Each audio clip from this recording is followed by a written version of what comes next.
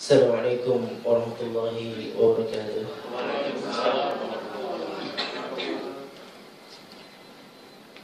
Innal hamdalillah nahmaduhu wa nasta'inuhu wa nastaghfiruh wa na'udzu billahi min shururi anfusina wa min sayyiati a'malina.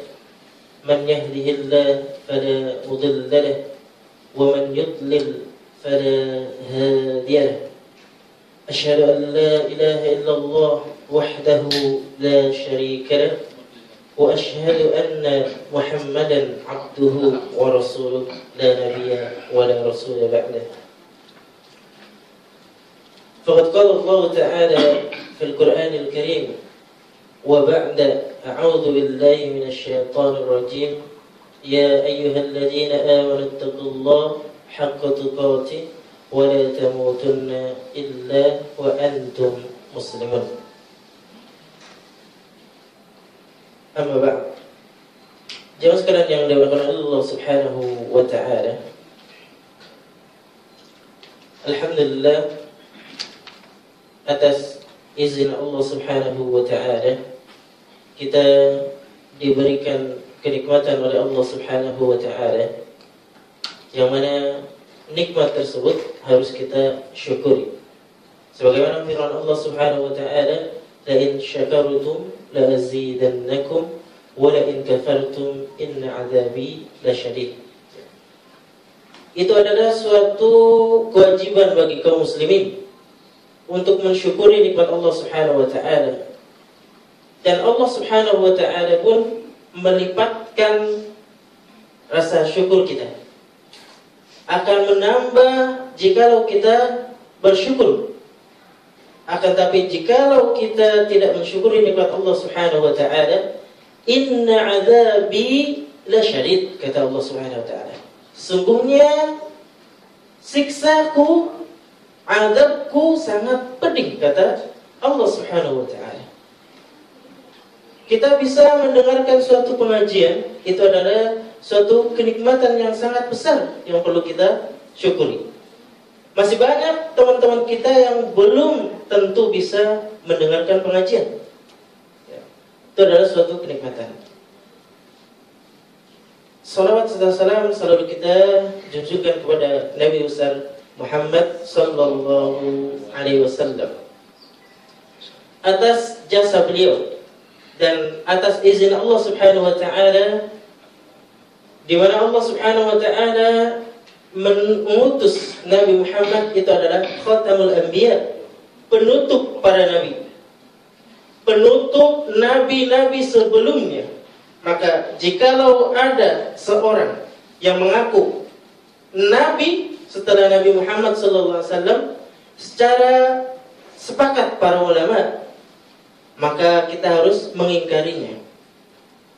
Walaupun dia, Allah Subhanahu wa taala memberikan kepadanya kemampuan bisa menghidupkan atau bisa mematikan, akan tetapi sudah dijanjikan dan sudah digambarkan oleh umat Islam, oleh agama Islam, bahwa Nabi Muhammad SAW itu adalah khatamul anbiya, penutup para nabi.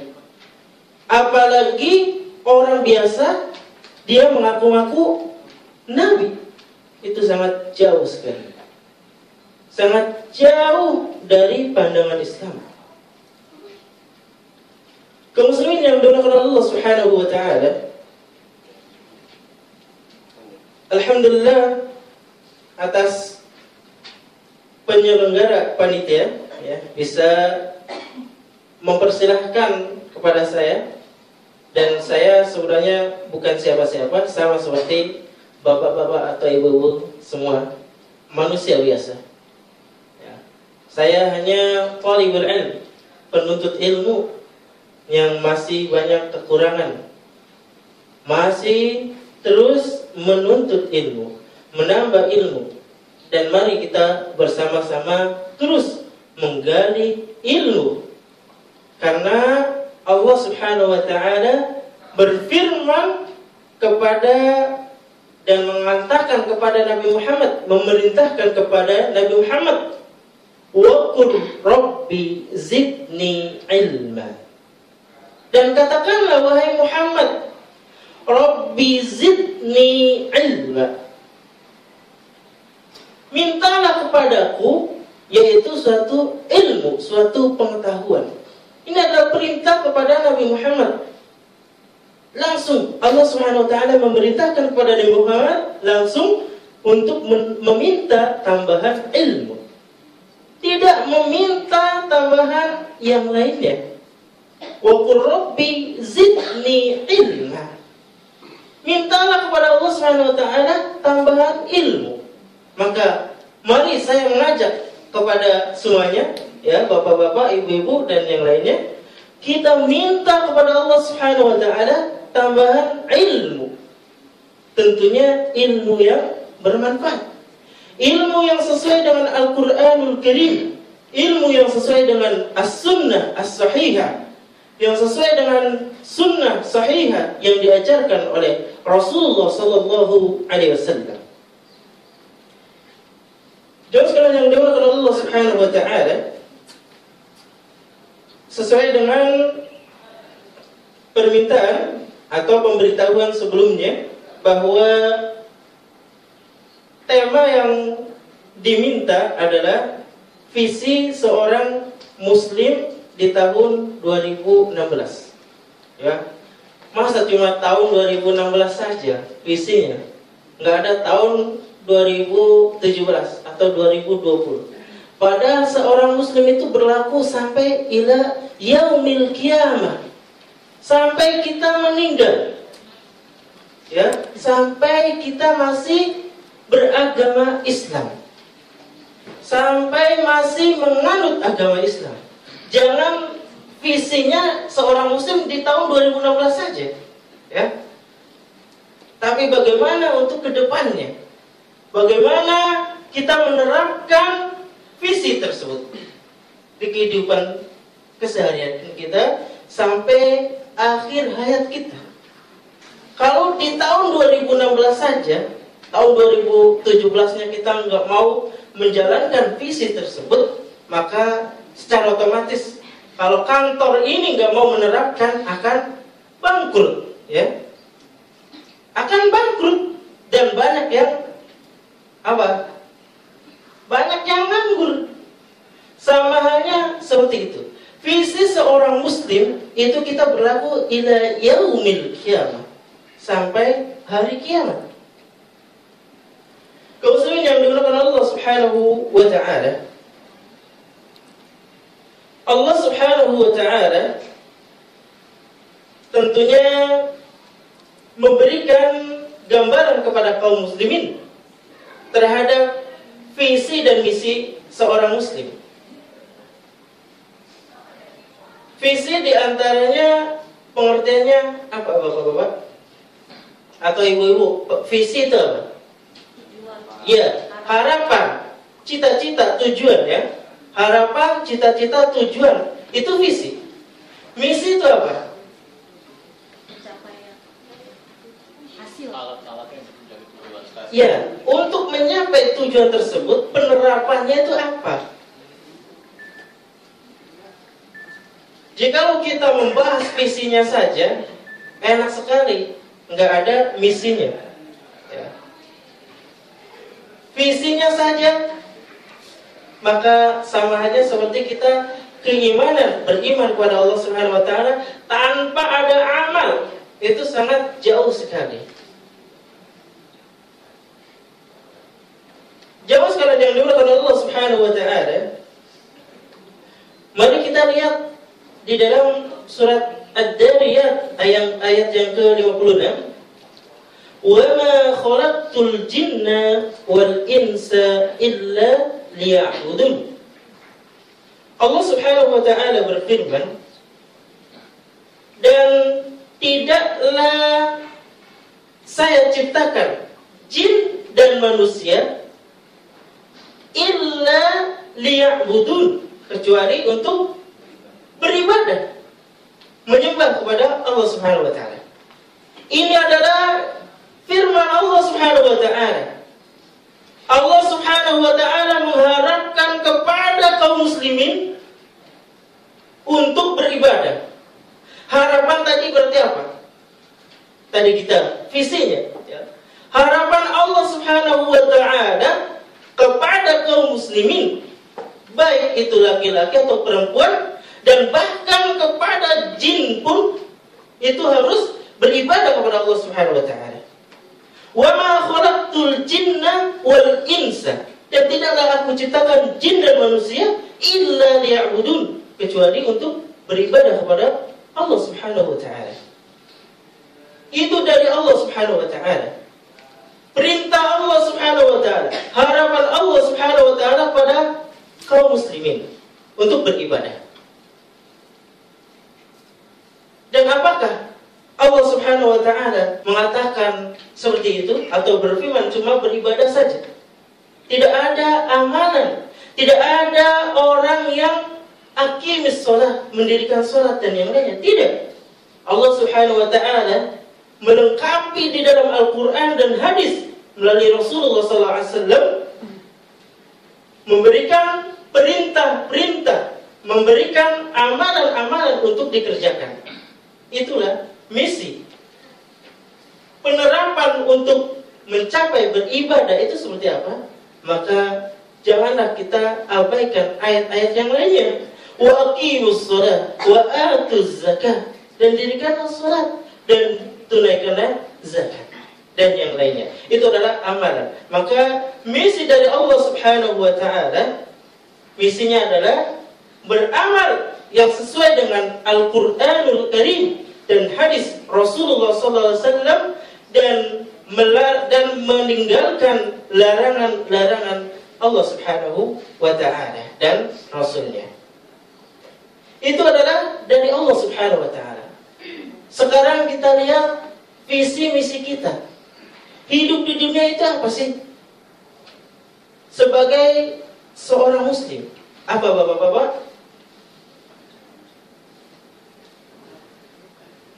Di antaranya apa? Ibu-ibu, visi kita itu apa? Sebagai ciptaan Allah Subhanahu wa Ta'ala, ciptakan di bumi. Di antaranya visi kita yang terbaik itu adalah sebagaimana kita lihat di dalam doa kita yang selalu minta setiap hari, setiap saat. Rabbana atina fid dunya hasanah wa fil akhirati hasanah wa qina adzabannar. Ini udah jelas jamaah sekalian yang dimuliakan Allah Subhanahu wa Ta'ala. Harapan kita itu adalah bahagia di dunia dan bahagia di akhirat. Itu cukup simpel saja. Tentunya masuk ke dalam surga. Ya. Dan surga yang paling tinggi, Rasulullah SAW menggambarkan, mintalah surga Firdaus. Jangan tanggung-tanggung, mintalah surga Firdaus yang paling tinggi. Harapan kita itu menjadi seorang mukmin yang hidupnya di dunia bahagia dan di akhirat bahagia. Benar kan? Bapak-bapak, ibu-ibu? Benar. Ada yang mau sengsara di dunia? Hah? Nggak mau. Apalagi di BC-nya itu pengen jadi konglomerat. Apa konglomerat ya? Di BC-nya itu. Itu pengen bahagia kelas tingkatan atas gitu.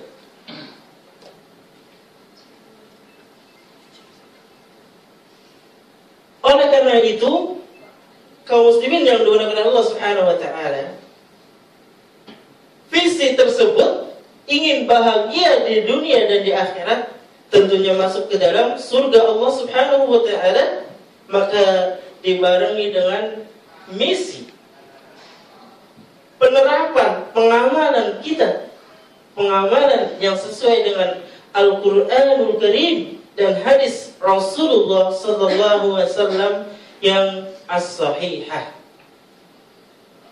yang benar, yang sesuai dengan dalil Al-Quranul Karim, sesuai dengan perintah Rasulullah sallallahu alaihi wasallam. Jangan sembarangan mengambil perkataan-perkataan yang tidak sesuai dengan sunnah-sunnah Rasulullah SAW. Entah perkataan para ulama, atau entah perkataan para ustadz atau orang yang pintar, yang jikalau dia tidak sesuai dengan sunnah, tidak sesuai dengan Al-Quranul Karim dan hadis Rasulullah SAW, maka kita boleh tidak mengikuti. Sampai imam madhab pun, Imam Asy-Syafi'i, Imam Malik, Imam Abu Hanifah, Imam Ahmad bin Hanbal, jikalau tidak sesuai dengan Al-Quranul Karim atau hadis Rasulullah SAW, maka boleh kita tinggalkan. Boleh meninggalkan perkataan para imam madhab, ya. Imam madhab yang mereka hidup di zaman para generasinya lebih dekat dengan Rasulullah SAW. Kita sudah sangat jauh dengan Rasulullah SAW. Maka banyak perkataan-perkataan yang tidak sesuai dengan sunnah Rasulullah SAW. Apakah kita mau menerima perkataan tersebut? Maka tentunya jikalau orang yang beriman, orang muslim yang pintar, selalu minta kepada Allah Subhanahu wa taala, wa qur rabbi zidni ilma, selalu minta pengetahuan dari Allah Subhanahu wa taala, dia bisa membedakan antara yang baik dan antara yang benar atau buruk yang tidak sesuai dengan sunnah Rasulullah sallallahu alaihi wasallam. Kaum muslimin yang dimuliakan Allah Subhanahu wa taala, maka Allah Subhanahu wa taala mengingatkan kepada kita di dalam surat An-Nazi'at ayat yang ke-37 sampai 41. Silahkan nanti dikoreksi. فَأَمَّا مَنْ طَغَى وَآثَرَ الْحَيَاةَ الدُّنْيَا فَإِنَّ الْجَحِيمَ هِيَ الْمَأْوَى وَأَمَّا مَنْ خَافَ مَقَامَ رَبِّهِ وَنَهَى النَّفْسَ عَنِ الْهَوَى فَإِنَّ الْجَنَّةَ هِيَ الْمَأْوَى. Kaum muslimin yang dimuliakan Allah Subhanahu wa taala, keinginan Allah Subhanahu wa taala manusia untuk beribadah kepadanya dan untuk mengamalkan perintah Allah Subhanahu wa taala yang sesuai dengan Al-Qur'anul Karim, yang sesuai dengan sunnah Rasulullah sallallahu alaihi wasallam. Akan tetapi Allah Subhanahu wa taala sudah dari dahulu menggambarkan sifat-sifat manusia, menggambarkan di dalam Al-Quran bahwa manusia itu sangatlah jauh dengan harapan visi seorang muslim, dengan harapan yang diharapkan oleh Allah Subhanahu wa taala, dengan harapan kita hidup di dunia dan bahagia di akhirat. Itu sangat jauh sekali. Sampai Allah Subhanahu wa taala mengingatkan di dalam surat An-Nazi'at ayat yang ke-37 sampai 41. Fa'amma man tagha, maka adapun orang-orang yang melampaui batas, wa atharul hayatad dunya, dan mereka mengutamakan kehidupan dunia, fa innal jahima hiyal ma'wa, maka nerakalah tempat mereka. Ini sudah diingatkan oleh Allah Subhanahu wa taala bahwa harapan manusia yang diinginkan oleh Allah Subhanahu wa taala itu apa? Mendahulukan akhiratnya, bukan mendahulukan dunianya, dan juga bukan melampaui batas. Akan tapi fa'amma man tagha, mereka sungguh sangat melampaui batas. Wa atharul hayatad dunya, mereka mendahulukan kehidupan dunia. Maka kata Allah Subhanahu wa taala, fa innal jahim, sesungguhnya neraka bagi mereka, hiyal ma'wa, tempat kembalinya. Itu sudah diingatkan oleh Allah Subhanahu wa taala. Allah Subhanahu wa taala melanjutkan di dalam ayat selanjutnya, wa amma man khafa maqama rabbih wa nahan nafsa 'anil hawa. Dan adapun orang yang takut maqama rabbih dengan kebesaran Allah Subhanahu wa ta'ala, wa nahan nafsa 'anil hawa, dan menahan diri dari keinginan hawa nafsunya, fa innal jannata hiyal ma'wa. Sesungguhnya surga tempat tinggalnya. Kaum muslimin yang dimuliakan Allah Subhanahu wa ta'ala, Allah Subhanahu wa ta'ala juga mengingatkan bahwa kaum muslimin atau orang yang khofa maqama rabbih, takut terhadap kebesaran Allah Subhanahu wa ta'ala, takut terhadap azab Allah Subhanahu wa ta'ala yang akan menimpa kepada mereka di neraka kelak atau di dunia yang menyengsarakan mereka, maka itulah yang bahagia. Wa nahan nafsa 'anil hawa, dan tentunya menahan hawa nafsu kita, menahan keinginan kita, menahan untuk menjadi konglomerat, menahan untuk menjadi seorang yang miliarder dan yang lainnya. Akan tetapi mereka mendahulukan akhiratnya, beribadah kepada Allah Subhanahu wa ta'ala, maka fa innal jannata hiyal ma'wa. Sungguh tempat kembalinya yaitu surga, kata Allah Subhanahu wa ta'ala. Ini Allah Subhanahu wa ta'ala sudah mengingatkan kepada kita. Terserah kita, apakah kita tidak takut terhadap kebesaran Allah Subhanahu wa ta'ala, atau kita mau sesuai dengan keinginan hawa nafsu kita. Jika kita mendahulukan kehidupan akhirat atau beribadah kepada Allah Subhanahu wa ta'ala, maka surgalah tempat kembalinya. Tapi jika menurut hawa nafsu kita, menurut keinginan hawa nafsu, maka kata Allah Subhanahu wa ta'ala, fa innal jahima hiyal ma'wa. Tempat kembalinya atau tempat tinggal kita itu di dalam neraka. Kaum muslimin yang dimuliakan Allah Subhanahu wa ta'ala, maka Allah Subhanahu wa ta'ala pun menegur kaum muslimin, menegur orang-orang yang beriman. Di dalam surat Al-A'la ayat yang ke-16 atau 17, 16 dan 17, bal tu'siruna al-hayata ad-dunya wal akhiratu khairu wa abqa. Tentunya manusia itu tu'siruna al-hayata ad-dunya, akan tetapi manusia itu lebih mengutamakan kehidupan dunia, padahal wal akhiratu khairun wa abqa, dan sesungguhnya akhirat itu khairun, lebih baik, wa abqa, dan kekal. Ini adalah firman Allah Subhanahu wa ta'ala.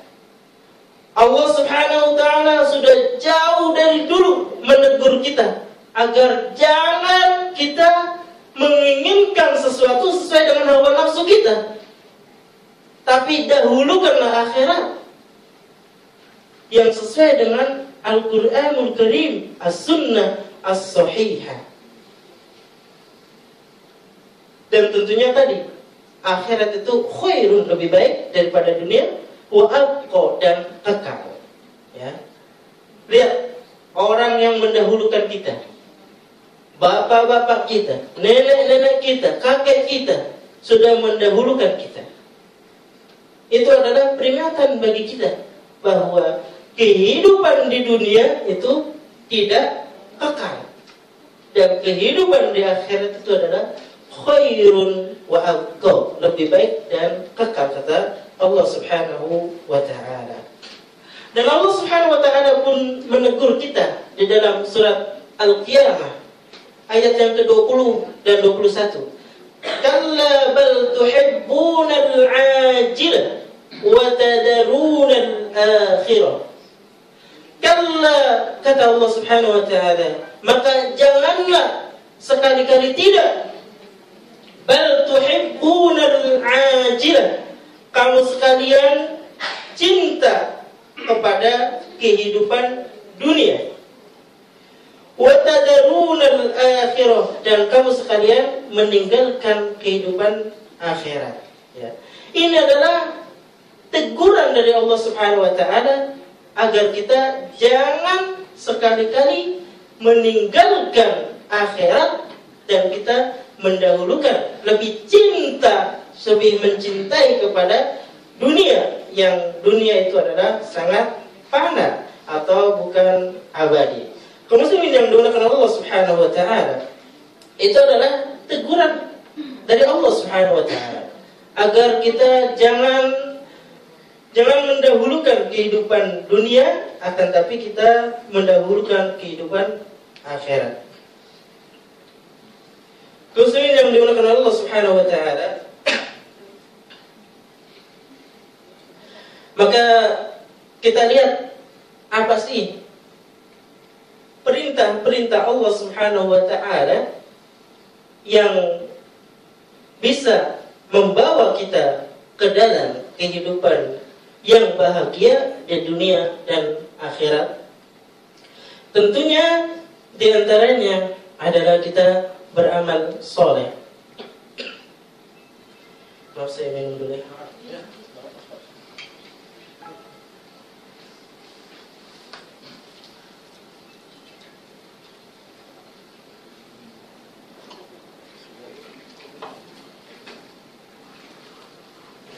Ada datang yang jauh atau enggak?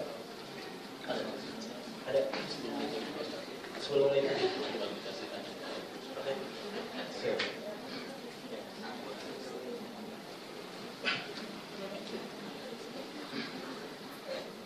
Jemaah sekalian yang dimuliakan Allah Subhanahu wa taala, di antara perintah Allah Subhanahu wa taala agar kita sesuai dengan Al-Quranul Karim, As-Sunnah As-Sahihah, di antaranya adalah menjalankan perintah Allah Subhanahu wa taala dan meninggalkan larangan-larangan Allah Subhanahu wa taala dan larangan-larangan Rasulullah sallallahu alaihi wasallam. Di antaranya tadi adalah beramal soleh. Sampai di mana amalan kita? Sudah banyakkah amalan kita? Dari umur balik, ya, balik sudah bisa membedakan antara yang benar dan yang tidak benar. Itu para ulama menamakan itu balik. Atau kalau bagi laki-laki, dia sudah mimpi basah, ya. Tapi para ulama membedakan lagi, jikalau misalnya dia sudah mimpi basah, umur itu berbeda-beda. Ada yang 15 tahun, ada yang 11 tahun, ada yang 9 tahun sudah mimpi basah. Maka di antara yang lebih selamat adalah bisa membedakan antara yang baik dan buruk. Itu umum. Jikalau dia sudah bisa mengenal baik dan buruk, maka itulah balik, dan itu biasanya akhir balik. Ada seorang perempuan yang umurnya 17 tahun dia belum haid. Ada yang umurnya baru berapa tahun? 8 tahun itu udah berak, udah puber katanya. Itu juga itulah untuk mengantisipasi, para ulama mengatakan akhir balik itu seperti apa? Di antaranya bisa membedakan antara mana yang baik dan buruk. Kaum muslimin yang dimuliakan Allah Subhanahu wa taala, beramal soleh itu adalah perintah Allah Subhanahu wa taala untuk bisa menjadikan seorang muslim itu bahagia di dunia dan di akhirat. Dan di antara yang lain, itu yang tadi kita katakan bahwa menuntut ilmu agama, itulah yang bisa menjadikan hidup di dunia bahagia dan di akhirat pun bahagia. Kaum muslimin yang dimuliakan Allah Subhanahu wa taala, dan mari kita lihat amalan-amalan yang menyebabkan amal soleh menjadikan surga atau bahagia di dunia dan di akhirat itu banyak sekali. Contohnya mendatangi pengajian itu juga termasuk amal soleh. Atau misalnya bersama-sama membangun masjid itu juga amal soleh. Yang mana barang siapa yang bangun masjid akan dibangunkan kelak rumah di surga. Ya, itu hadisnya sahih. Hadisnya sahih. Barang siapa yang bangun masjid, maka akan dibangunkan rumah di surga. Maka jika misalnya ada amal soleh, gotong royong untuk seperti ini, untuk beramal soleh, maka silahkan berlomba-lombalah di dalam kebaikan. Fastabiqul khairat, maka berlomba-lombalah di dalam kebaikan. Jangan berlomba-lomba di dalam kemaksiatan. Ya, misalnya kemaksiatan, ya banyaklah kemaksiatan. Kita nggak usah disebutkan di sini juga banyak. Misalnya kayak brokes-brokes yang tidak penting, yang maksiat, itu juga kita hal sepele tapi kita sebarkan, itu juga termasuk maksiat. Ya, brokes yang menyebarkan misalnya inilah itu tidak penting, maka kita menyebarkan itu. Jika misalnya satu orang saja membaca dan ditiru kepada yang lainnya beribu-ribu di dalam Facebook atau misalnya yang lainnya, maka itu juga suatu kemaksiatan. Itu suatu kemaksiatan yang menurut kita itu tidak penting, tidak perlu disebarluaskan. Tapi kalau misalnya ada hadis yang sesuai dengan hadis Rasulullah, kita sebarkan sebanyak-banyaknya, itu juga kita mendapatkan pahala. Itu hal sepele ya. Belum amalan yang lainnya yang banyak menyebabkan kita bahagia di dunia dan di akhirat. Dan saya menulis diantaranya di sini, kita lihat di dalam surat Al-An'am ayat yang ke 151 sampai 153. Ini mungkin selesai ini kita Pak cukupkan.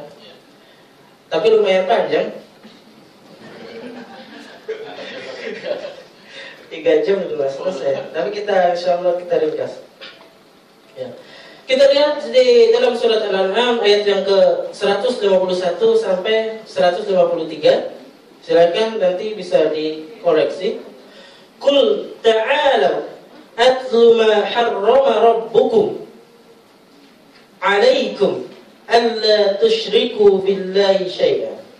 Qul, katakanlah, ta'alu, marilah, atlu ma harrama rabbukum, saya bacakan apa yang diharamkan oleh Rabb kamu sekalian. Ya. Yang pertama tadi kita sudah membahas amalan-amalan soleh itu sangat banyak sekali. Sekarang kita yang diharamkan oleh Allah Subhanahu wa taala itu diantaranya apa saja? Maka kita lihat tadi surat Al-An'am ayat yang ke 151 sampai 153. Atlu ma harrama rabbukum 'alaikum, apa yang diharamkan oleh Rabb kamu sekalian untuk kamu sekalian. Alla tusyriku billahi syai'a. Ya. Ini yang pertama. Di antaranya kita dilarang mensekutukan Allah Subhanahu wa taala dengan sesuatu apapun. Alla tusyriku bihi syai'a. Yang pertama, jangan mensekutukan Allah Subhanahu wa taala dengan sesuatu apapun. Misalnya kita menyembah kepada selain Allah Subhanahu wa taala, atau menyembah Allah Subhanahu wa taala akan tetapi masih menyembah kepada yang lainnya. Seperti menyembah kepada pepohonan dan yang lainnya, masih meminta kepada selain Allah Subhanahu wa taala. Atau misalnya para dukun yang meminta kepada jin, itu termasuk di dalam alla tusyriku bi syai'a. Janganlah kita bersyirik, janganlah kita mensekutukan, janganlah kita menyamai seorang pun dengan Allah Subhanahu wa taala. Yang pertama. Dan yang kedua, wabil walidaini ihsana, dan hendaklah kita berbuat baik sebaik-baik mungkin kepada kedua orang tua kita. Wabil walidaini ihsana. Janganlah kita mengatakan kepada orang tua kita, wala tanharhuma, dan janganlah kita membentak kepada orang tua kita. Walaupun orang tua kita itu dia musyrik, belum Islam. Kita jangan membentak mereka. Jangan kita, jika misalnya disuruh orang tua kita, jangan, nanti aja, nggak mau, itu jangan. Yang kedua itu, wabil walidaini ihsana, wala taqtulu auladakum min imlaq, dan janganlah kamu sekalian membunuh auladakum, anak-anak kamu sekalian min imlaq, karena kamu takut kemiskinan. Ya.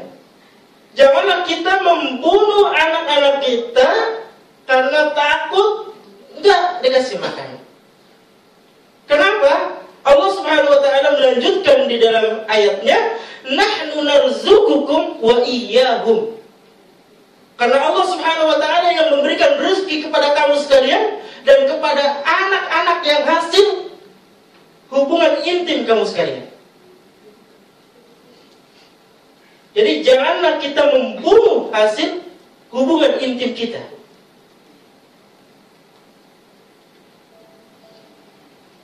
Dan selanjutnya, ketiga, wala taqrabul fawahisha ma dhahara minha wa ma batan. Dan janganlah kita mendekati perbuatan-perbuatan yang keji, yang nampak atau yang tidak nampak.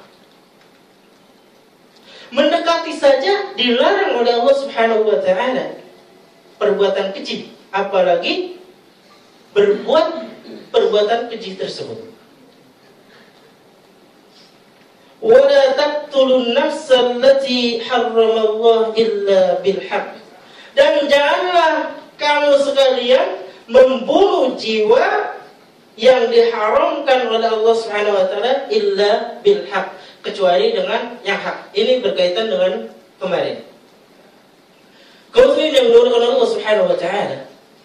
Allah Subhanahu wa taala dan Rasulnya melarang sembarang membunuh jiwa yang diharamkan oleh Allah Subhanahu wa taala dan Rasulnya. Dan ketika Rasulullah sallallahu alaihi wasallam mengutus Mu'adz bin Jabal ke Yaman, di dalam hadisnya bahwa jikalau mereka sudah melaksanakan sholat, melaksanakan zakat, dia bersyahadat, mengucapkan asyhadu an la ilaha illallah wa anna Muhammadan Rasulullah, itu dilarang, haram dibunuh. Illa bil haq, kecuali yang hak. Kecuali yang hak itu apa? Bapak-bapak di sini, ibu-ibu ada yang tahu kecuali yang hak? Kecuali yang hak itu kecuali dia membunuh orang Islam. Misalnya hukum qisas. Itu yang hak, itu yang diberitakan oleh Allah Subhanahu wa taala. Tapi jikalau kita tidak ada keperluan itu, jikalau sudah bersyahadat, sholat, maka haram hukumnya dibunuh. Haram orang melempar bom kepada kaum muslimin, apalagi di situ ada kaum muslimin. Dan juga para ulama sepakat haram hukumnya menumpahkan darah kepada orang-orang non-Islam, yang mana orang non-Islam tersebut sudah ada janji atau mu'ahad atau perjanjian dengan pemerintah. Misalnya orang Amerika ke Indonesia, Indonesia negerinya Islam, dia sudah ada perjanjian. Nah dari situ keamanan Indonesia sudah memberikan keamanan kepada orang-orang Amerika, maka haram hukumnya kita bunuh orang tersebut. Nah kita misalnya ada orang yang membunuh, melemparkan bom di gedung, sedangkan di gedung ada orang Islam, ada orang non-Islam yang sudah mendapatkan keamanan dari pemerintah, tapi dibom, itu hukumnya haram tetapi.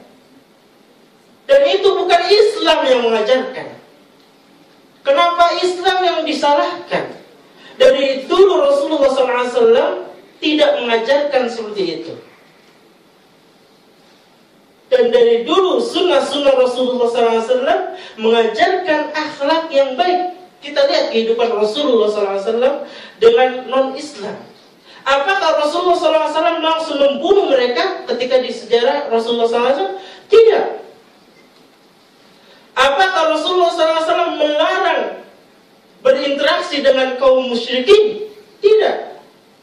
Tapi Rasulullah SAW ketika ada orang yang mau menyakiti dia atau orang yang sudah menyakiti dia sampai dilemparkan kotoran-kotoran yang tidak sopan, Rasulullah SAW tetap sabar.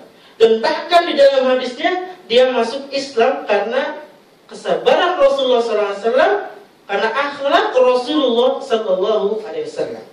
Maka bagaimana kaum muslimin sendiri yang mengatakan itu orang Islam, itu teroris orang Islam? Bukan. Rasulullah SAW tidak mengajarkan seperti itu. Dari dulu tidak mengajarkan. Maka salah. Walaupun dia ustaz atau kiai atau siapa profesor yang mengatakan itu dari Islam, tidak ada Islam mengajarkan seperti itu dari dulu. Maka kaum muslimin yang dimuliakan Allah Subhanahu wa taala, hormatilah Islam, hormatilah agama kita, yang mana sebagaimana Allah Subhanahu wa taala menghormati ad-dinul Islam di sisi Allah Subhanahu wa ta'ala. Yang paling diridhoi, yang paling dicintai itu adalah agama Islam. Jangan sekali-kali kita memojokkan Islam, karena itu tidak mengajarkan seperti itu. Dan seterusnya, dzalikum wassaqum bihi la'allakum ta'qilun. Yang demikian itu adalah perintah Allah Subhanahu wa ta'ala agar kamu memahaminya. Yang keenam, wala taqrabu malal yatim illa billati hi ahsan hatta yablugha ashuddah. Janganlah kita mendekati harta-harta anak yatim kecuali dengan cara yang lebih bermanfaat hingga mereka dewasa. Ya. Harta anak yatim janganlah kita otak-atik. Janganlah kita memakan harta anak yatim. Maka jikalau di sini ada panitia yang mengumpulkan harta atau uang untuk anak yatim, maka lebih baiknya dipisahkan dengan uang misalnya pembangunan masjid atau yang lainnya, dipisahkan. Jangan sekali-kali kita memakan harta anak yatim, yang mana harta tersebut itu adalah hak mereka, sampai mereka dewasa, sampai mereka sudah bisa membedakan antara yang baik dan benar. Kita jaga harta mereka sampai bisa membedakan atau sampai balik. Jika dia sudah bisa menjaga uang tersebut, bisa memelihara, bisa menggunakan sesuai dengan kebutuhannya atau sudah mandiri, maka kita serahkan harta tersebut kepada anak yatim. Terus yang ketujuh, wa auful kaila wal mizan bil qist. Dan sempurnakanlah takaran dan timbangan dengan adil. Ya. Jadi sekalian yang dimuliakan Allah Subhanahu wa taala, ini adalah berlaku kepada semua kaum muslimin yang mana berkaitan dengan jual beli, ya. Timbangan dan takaran kita usahakan sesuai dengan seadil-adilnya. Atau misalnya di karyawan juga kita harus sesuai dengan keadilan atau yang seadil-adil mungkin. Jangan sampai kita mengurangi timbangan sedikit pun atau takaran sedikit pun itu gara-gara emosi kita. Jangan. Tapi kita la nukallifu nafsan illa wus'aha. Kata Allah Subhanahu wa taala, sebenarnya kita itu tidak bisa adil. Tapi Allah Subhanahu wa taala memerintahkan kepada kita itu sesuai sekadar kemampuan kita. Ya. Wa idza qultum fa'dilu walau kana dha qurba. Dan katakanlah yang adil walaupun dia itu kerabat kita. Dan seterusnya, bahwa itu adalah jalan yang lurus, yang sesuai dengan Al-Quranul Karim. Dan janganlah kita mengikuti jalan-jalan yang mencerai-beraikan, ya. Ikutilah sesuai dengan Al-Quran, As-Sunnah, As-Sahihah. Janganlah kita bercerai-berai. Karena dari dulu sudah digambarkan oleh Rasulullah SAW, kita itu akan terpecah belah, ya. Kita itu akan terpecah belah. Tapi yang selamat itu yang sesuai dengan Al-Quranul Karim dan hadis As-Sahihah. Mungkin itu yang bisa kita sampaikan. Subhanakallahumma wa bihamdika asyhadu an la ilaha illa anta astaghfiruka wa atubu ilaik. Assalamualaikum warahmatullahi wabarakatuh. Waalaikumsalam warahmatullahi wabarakatuh. Alhamdulillah telah kita ikuti sama-sama tausiah yang disampaikan oleh guru kita Al-Ustaz Tato. Baik, karena masih ada waktu, saya memberi kesempatan kepada rekan-rekan yang ingin melakukan pertanyaan untuk materi. Saya beri kesempatan kepada rekan-rekan yang ingin melakukan pertanyaan.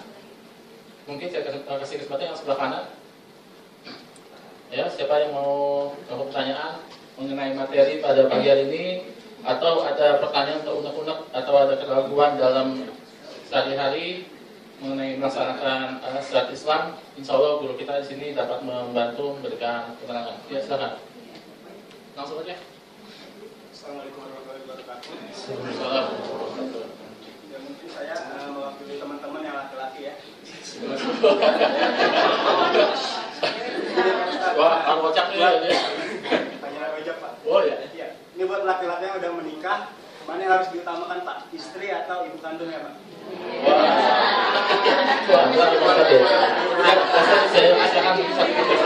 Iya.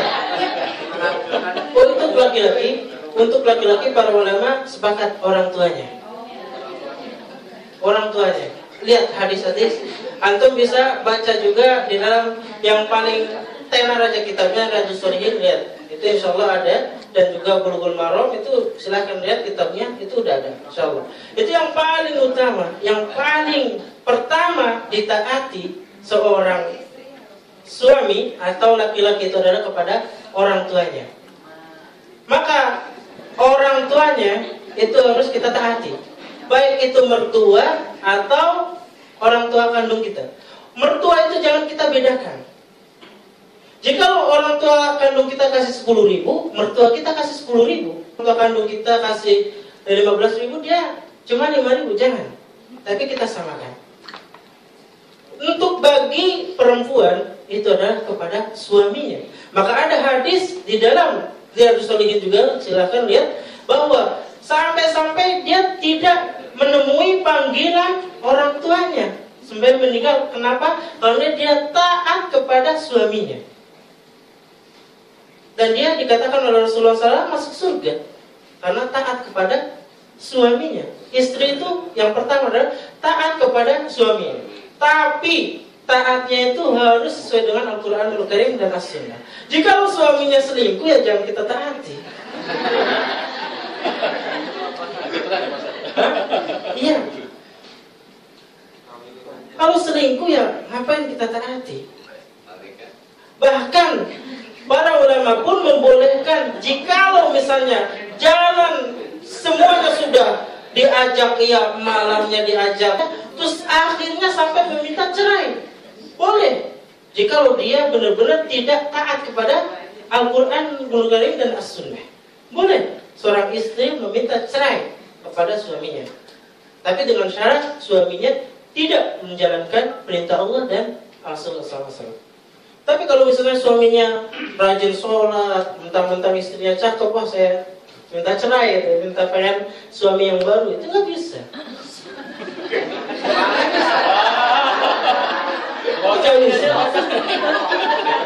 Ya kata mungkin bosan atau apa gitu ya, itu nggak bisa.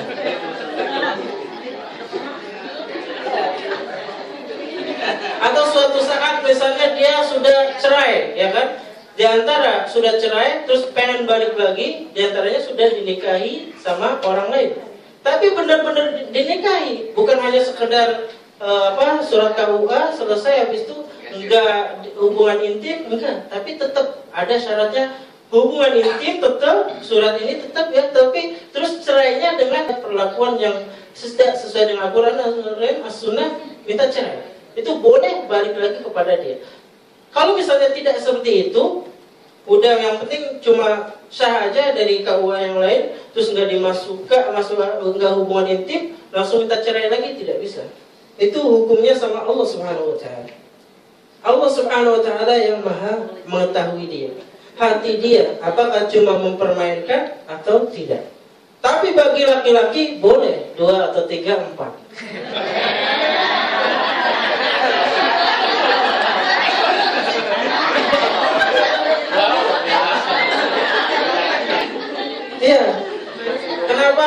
laki-laki memang di luar tugasnya, maka banyak sekali fitnah-fitnah yang terjadi. Di antaranya melihat cewek yang cantik langsung tergoda hatinya. Maka dari situ boleh 2, 3, 4 di dalam Al-Quran. Lebih dari 4 nggak boleh, harus dicerai. Harus dicerai. Jika misalnya ada berita sekarang istrinya 9 atau berapa, itu tidak sesuai dengan sunnah Rasulullah SAW. Yang sunnah sampai 4. Yang boleh khusus kepada lebih dari 4 itu adalah Rasulullah SAW. Rasulullah. Tapi itu adalah syaratnya yang adil. Ya.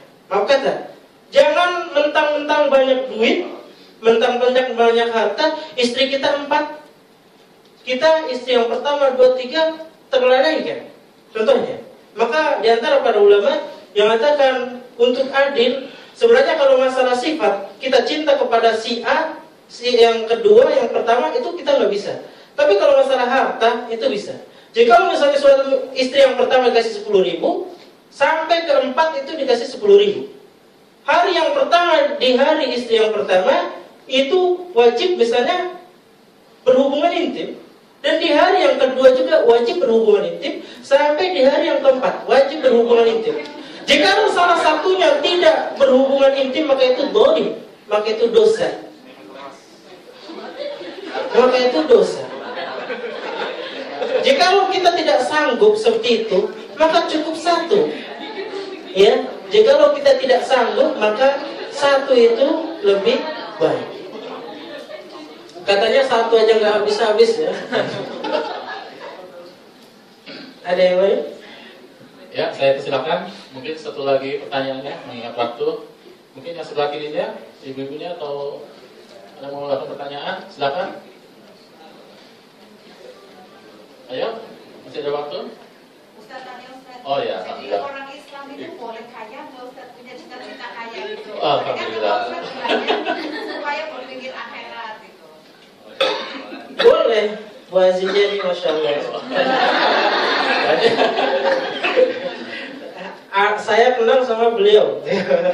Dikenalkan di sini emang sama beliau. Dan saya ngajar anaknya beliau. Ya, Masya Allah. Semoga amalan beliau ya insya Allah akan diterima hingga akhirat kelak insya Allah. Ya, di antaranya para ulama itu boleh membolehkan kita untuk menjadi orang kaya, boleh. Bahkan perlu. Jikalau misalnya nggak ada orang kaya, ya, maka Islam itu akan cepat dihancurkan oleh orang-orang kaya selain Islam. Maka kita lihat para sahabat dahulu atau Rasulullah SAW. Rasulullah SAW bahkan melamar istrinya itu dengan beberapa onta. Yang mana onta itu mungkin sekarang harganya mahal sekali ya. Jadi kalau misalnya dia aja melamar istrinya berapa onta, itu sangat kaya. Bahkan para sahabat Abu Bakar, As-Siddiq dan para yang lainnya itu termasuk orang-orang kaya. Ya. Boleh kita mengumpulkan harta sebanyak-banyaknya, akan tetapi tadi kata Allah Subhanahu wa taala, ya, jangan meninggalkan akhirat. Tapi kata Allah SWT sudah menjelaskan, bal tu'thiruna al-hayatad dunya. Kalian itu tentunya mendahulukan kehidupan dunia, bukan akhiratnya. Allah SWT sudah sindir, sudah menyindirnya, sudah mengingatkannya. Tentunya manusia itu nggak mau untuk meninggalkan dunia, untuk mendahulukan akhirat itu nggak mau. Siapa yang mau seperti itu ya? Itu kata Allah, bukan kata saya. Tapi boleh, silahkan. Maka Rasulullah SAW juga bersabda, antum a'lamu bi umuri dunyakum. Kalian itu lebih tahu ya tentang masalah kehidupan dunia kalian. Kalau saya kata Rasulullah tidak tahu, tapi antum lebih tahu tentang masalah dunia kalian. Silahkan, tapi dengan syarat sesuai dengan Al-Quranul Karim dan As-Sunnah As-Sahihah.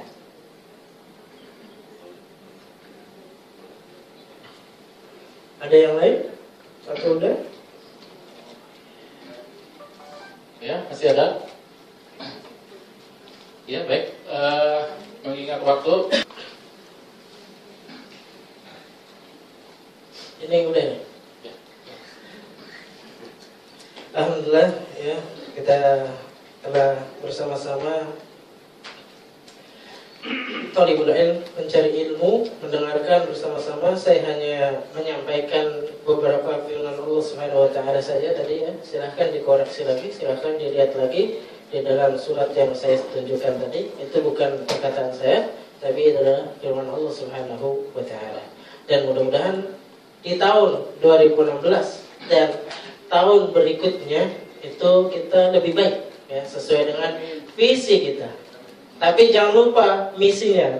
Mungkin situ temanya visinya saja, tapi misinya kita harus sesuai dengan Al-Qur'anul Karim, As-Sunnah, As-Sahihah, itu juga penting ya. Mudah-mudahan kita termasuk orang yang bisa merubah dari yang jelek menuju yang baik. Jangan dari yang baik menuju yang jelek. Jangan. Kalau lebih baik itu adalah lebih bagus. Tapi saya ingatkan sesuai dengan Al-Qur'anul Karim dan As-Sunnah As-Sahihah. Jangan ditabrak terus ya, yang tidak sesuai dengan Al-Qur'anul Karim. Ya, terima kasih banyak atas partisipasinya. Atau misalnya ini sama-sama menuntut ilmu bersama-sama. Saya hanya manusia biasa. Saya sama seperti Bapak dan Ibu semua. Saya cuma menyampaikan kepada Allah Subhanahu wa taala. Mohon maaf jika ada kesalahan, kekurangan. Yang benar itu datangnya dari Allah Subhanahu wa taala, yang salah datangnya dari saya pribadi. Sallallahu alaihi Muhammad walhamdulillahirabbil alamin. Ya, terima kasih kepada semua penyelenggara, panitia dan yang lainnya. Mohon maaf. Assalamualaikum warahmatullahi wabarakatuh. Waalaikumsalam.